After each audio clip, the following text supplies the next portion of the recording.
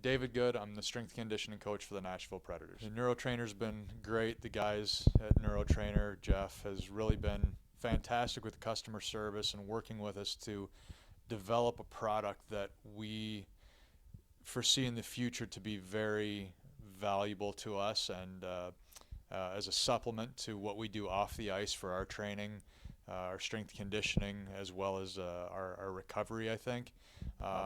The passion that these guys have shown to develop a product that really allows us to be sport specific. Obviously, in a virtual reality world, that's what you want. It's been tremendous to see the development in their product from stage one to where it is now. Very applicable to the goaltenders right now for us. I think they will benefit the most from it when they are exposed to it.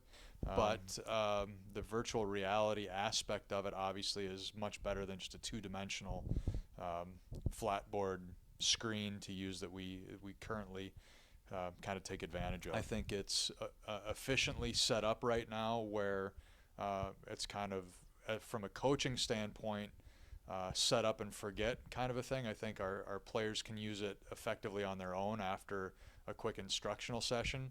So the protocols that the guys at Neurotrainer have set up are definitely going in the right direction.